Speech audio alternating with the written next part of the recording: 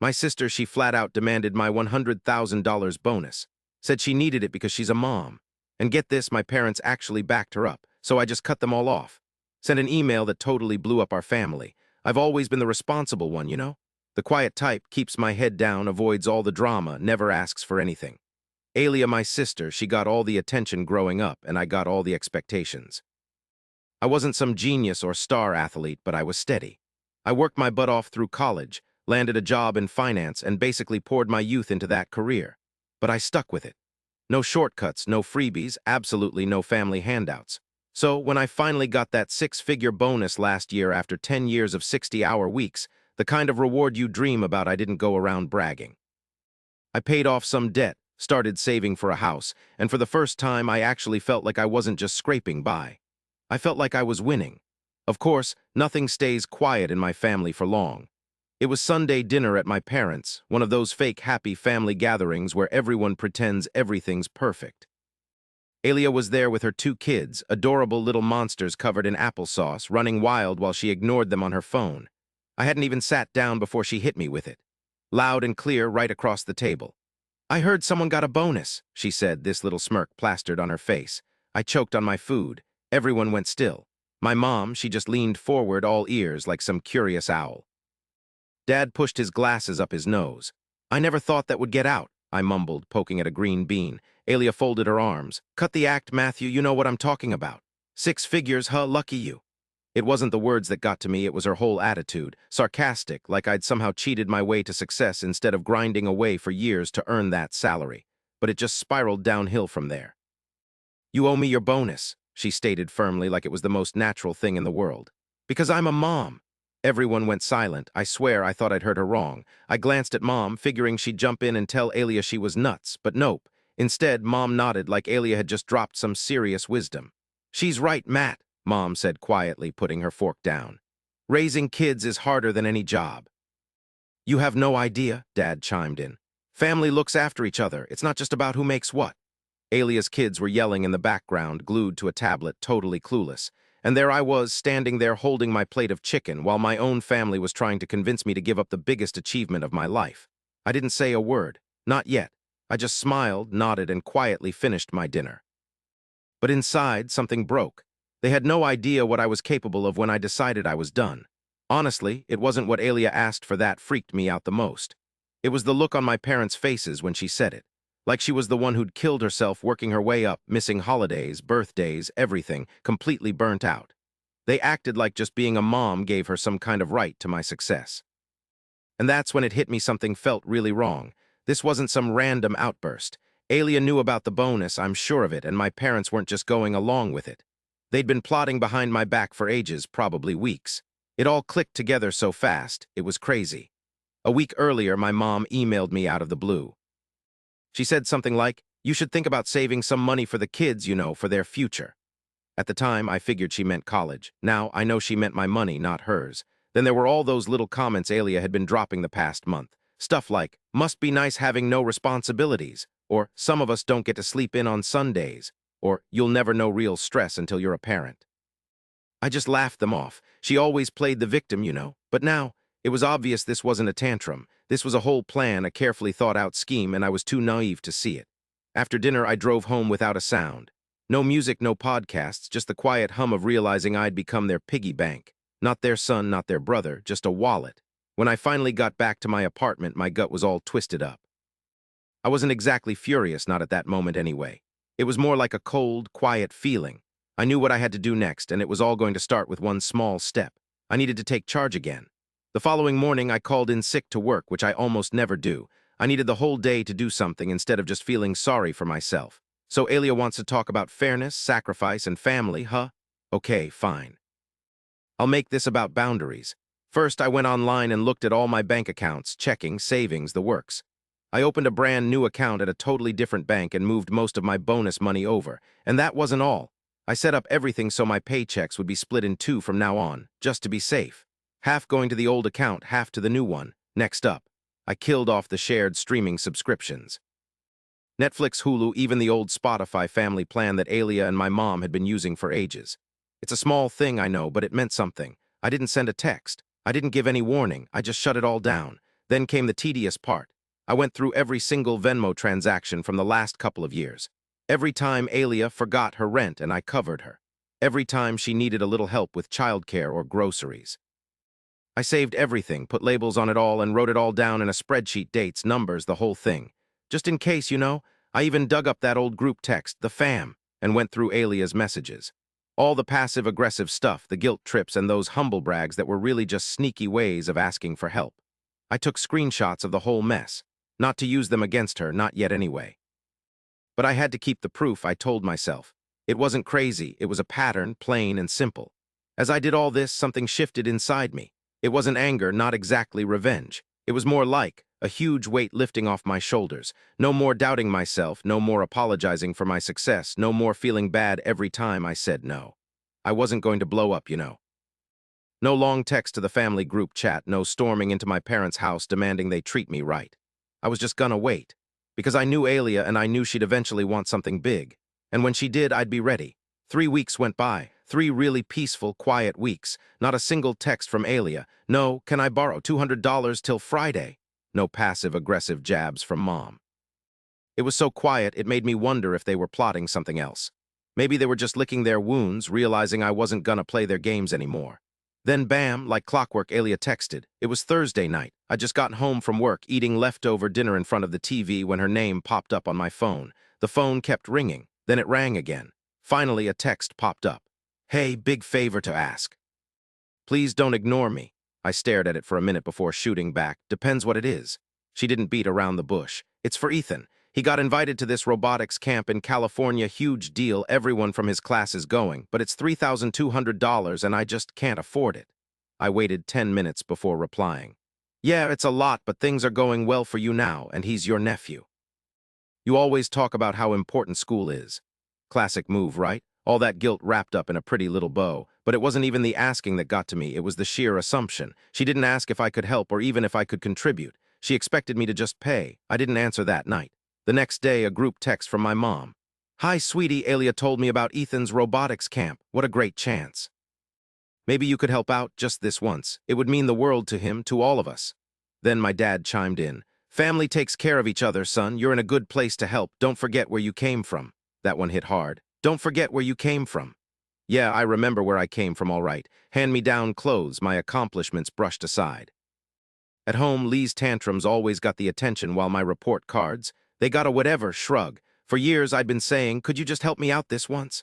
And every single time, it turned into the same old song and dance. I closed the group chat and opened a new document. I called it The Truth About Alia. Then I just started typing. No ranting, no raving, just the cold, hard facts. I documented every single penny I'd sent her over the past 3 years. I included stuff like her posting selfies from spas and fancy brunches just days after telling me she couldn't even afford diapers. I copied and pasted text messages where she'd lay on the guilt trips, put me down, and make demands without a single thought about my own life or what I was going through.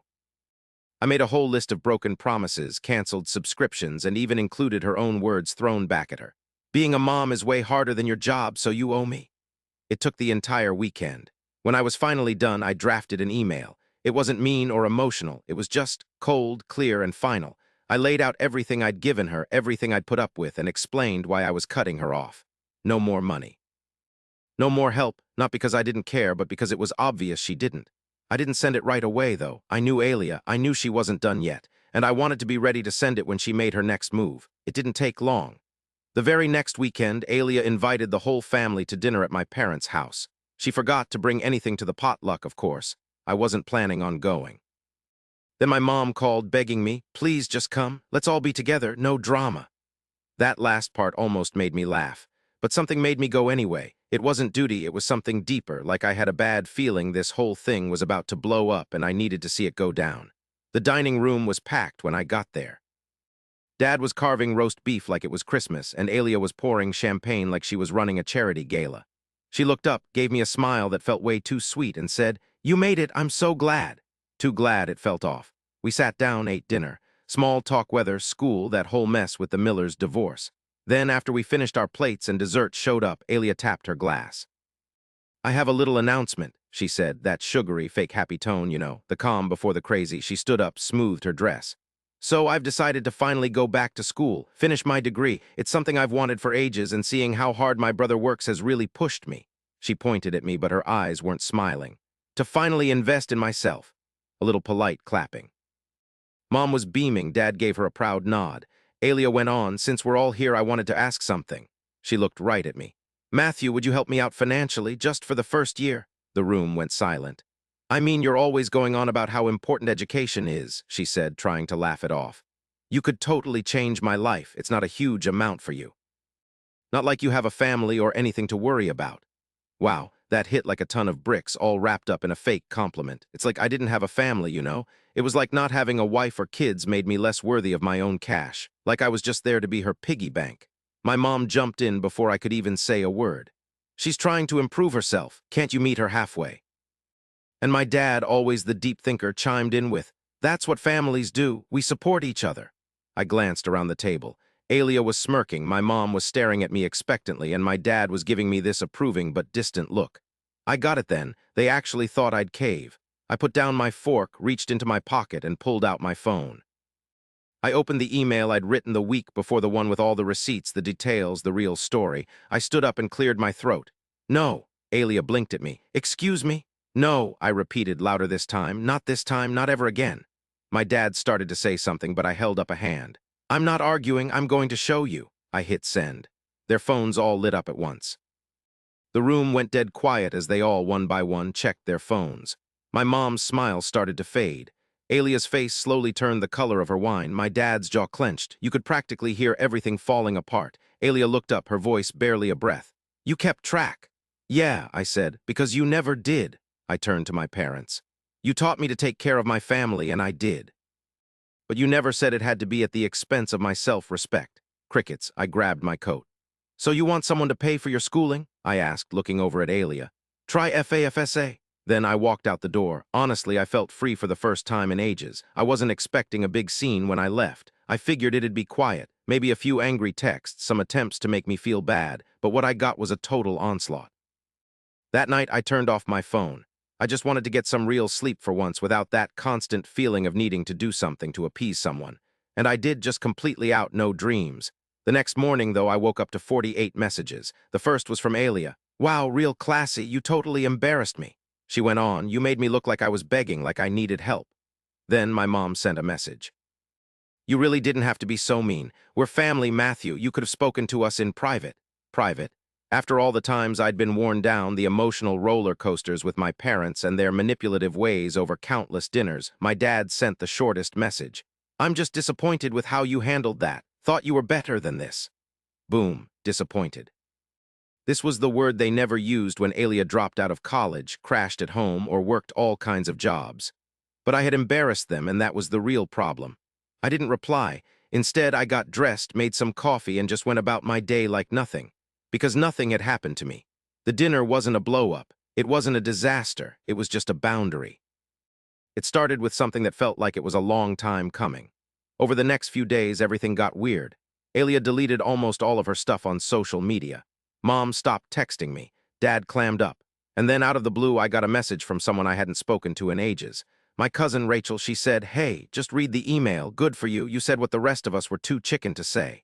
She added, we all knew, Matt. You were just brave enough to say it. Turns out my email had gotten around a lot. I started hearing from relatives, cousins I hadn't talked to in years, even an aunt who lived far away. They all said the same thing. We always knew Alia was taking advantage. We just didn't realize how bad it was. I didn't feel like I had won, though. I felt seen, I guess, but the real shocker showed up a week later. A letter. Not an email, not a text, a real paper envelope in my mailbox with Alia's handwriting on it. Inside was a single piece of lined paper. No drama, no apologies, just, you made your point, loud and clear, I hope you're happy. I folded it up, stuck it in a drawer, and didn't answer because I was content. It's crazy how quiet life gets when you ditch all the drama. No frantic texts, no unexpected bills. There weren't any of those emergencies that always needed my help, just silence. I kept waiting for something bad to happen at first, a fight, some attempt to get me back, but it never came. Alia vanished. My folks were all bummed out, and I finally got something I hadn't had in ages, space. After work, I started wandering around, these long, pointless walks through places I used to just speed through. I started playing my guitar again. I even started getting ready for the solo trip I'd always put off. No one to ask for a go-ahead. No one I had to foot the bill for. It's amazing what happens when you're not the person everyone always falls back on. You start to feel like the main character in your own story. I didn't hate them, not even Alia, but I didn't miss them as much as I used to. That, I knew, was freedom. She showed up on a gloomy Saturday afternoon. I was in the middle of cleaning up my office, which I'd been putting off for years, when the buzzer went off. I wasn't expecting anyone. No deliveries. No friends dropping by. I almost didn't answer, but then it buzzed again, longer this time. I used the intercom. Yeah. A pause. Then I heard a voice I knew, small and unsure. Hey, it's me, Alia. I didn't say anything right away. I just stood there, my hand over the button, my heart doing that weird protective thing it always did around her. I finally buzzed her in. When I opened the door, she was standing there, holding a paper bag from the bakery down the street like that would make things better. She looked wiped. Not her usual mom tired, but the way people look when the show is over. No makeup, not even a grin. Alia raw and real. Can I come in? She murmured. I stepped aside. She came in like a visitor, not like my sister who used to barge in and raid my fridge. She didn't sit until I nodded at the couch. I'm not here to argue, she said, or ask for anything. That really threw me. She set the pastry bag down on the table between us like it held the answers she couldn't find. I needed to see you, she said. Because it's strange not having you around, not hearing from you, not being able to yell at you for ignoring my texts. I didn't say a word. She let out a short, awkward laugh. I deserved everything you said, all of it, and that email, brutal but true. That floored me more than her showing up. Alia actually looked at me.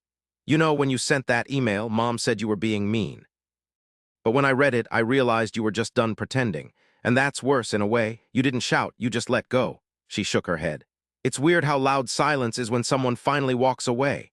For a bit, we just sat there, not as enemies, not even as sisters, really, like we'd both grown up in the same place but spoke completely different languages. I don't expect you to forgive me, she explained. I just wanted you to know I'm not happy with how I behaved and I'm trying to change. I looked her over. Her hands were shaking just a little. Then I quietly asked, why now? She hesitated. I figured cutting me off would make me hate them. But honestly, it made me take a hard look at myself, and I didn't like what I saw. She still stood there, that's it. I just needed to get that out. She didn't hug me, didn't cry. Just a single nod, then she was gone, leaving that bakery bag untouched on the table. When I finally opened it, there was a note inside, a thank you for all the things I'd never said thank you for, and a little receipt folded over once. Underneath, $200, not a fortune, but a start, I guess. A few days later, a letter showed up. Not in an envelope, just a folded piece of that yellow legal paper slipped into my mailbox, no return address. I knew her handwriting instantly, sharp, precise, always blue ink. My dad. I opened it slowly, expecting the usual lecture, another guilt trip about being the bigger person. But it wasn't. Just one paragraph, that was all. It said, I went back through your emails, everything, and realized we stopped seeing you as a person a long time ago. Just a supplier, someone who owed us. I don't expect anything from you, but I had to say it. For once, I get it. No name, no sorry, just that understanding, scribbled down like he was trying to rewrite history in a few quick strokes. I didn't cry, but I sat there with it for a long time. It wasn't some perfect ending, you know, but there was a crack in that wall, a little space opened up. Maybe that's where things start to heal. I really appreciate you hanging out and finishing up with me. If you liked hearing these stories, I'm glad.